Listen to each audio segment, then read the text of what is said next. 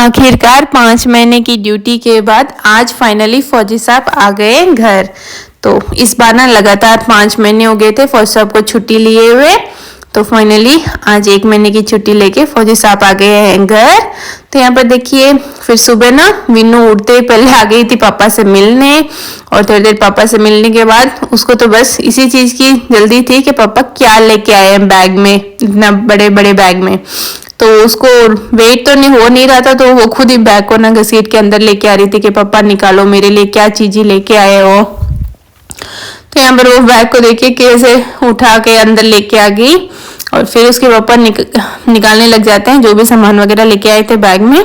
और सबसे ज्यादा वीनू को चाहिए था जूस, मतलब वो जूस की जो फ्रूटी होती है ना उसको टूंटी बोलती है कि पापा मेरे लिए टूंटी लेके आना, टूंटी लेके आना। तो उसके पापा उसके लिए ना एक डब्बा भर के पूरा टूंटी का लेके आ गए थे। तो बस और क्या चाहिए वीनू को, ये टूंटी मिलती वीनू हो गई थी खुश खूब सारी के पापा एक डब्बा भर के लेके आ गए, मैं तो काफी दिन तक पीऊंगी। और यहाँ पर दक्षु को तो मेरे बेचारे को एक चॉकलेट देके ही खुश करा दिया, वो तो इसमें ही खुश हो गया। और इस तरह फाइनली सबके लिए क्या थोड़ा बहुत सामान लेके आ गए थे। फिर यहाँ पर वीनू को तो टूंटी मिलते ही जल्दी हो गई थी कि मुझे तो बस पीनी ही है। तो इस तरह फिर ना सारा सामान निकालने लगे।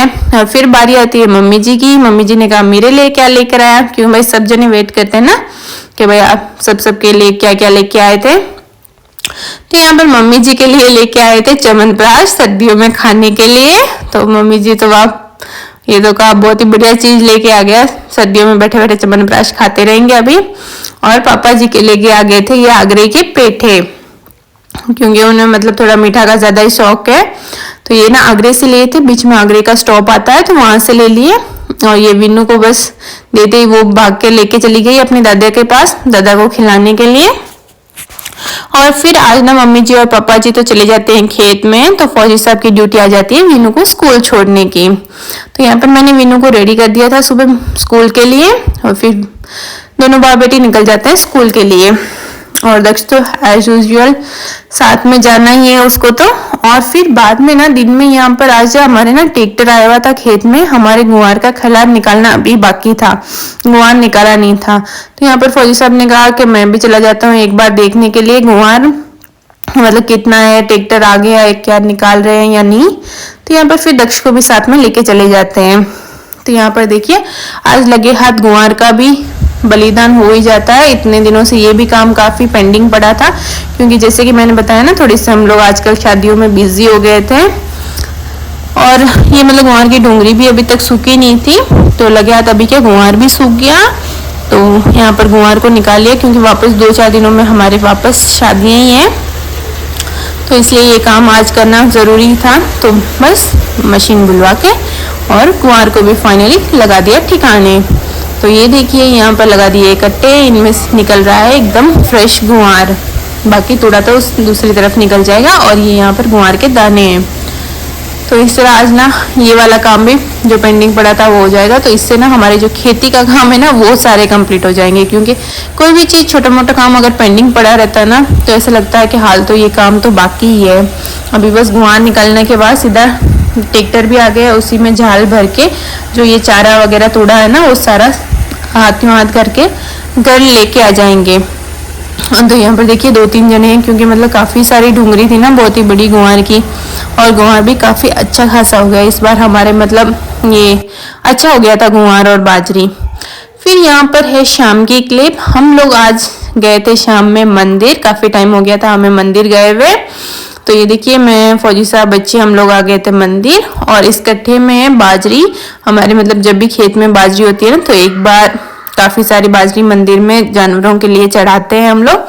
तो बस वही बाजरी लेके आ गए थे, साथ में लाके वो जो एक रूम है स्टोरेज वहाँ पर डाल दी, बाकी डेली वहाँ से उठा के जानवरों को डालते रहेंगे, पक्षियों को चुगने के लिए दाना। और फिर यहाँ पर मंदिर में हमने परिक्रमा वगैरह लगा ली, और बच्चे के साथ हाथ जोड़ के ये पहले तो हम लोग यहाँ पर दादाजी महाराज के मंदिर आ गए थे, यहाँ पर हाथ जोड़ लिया, फिर दे दी, और यहाँ से वापस चले जाएंगे रामदेव जी के मंदिर। दोनों आसपास है, बस थोड़ी सी डिस्टेंस है।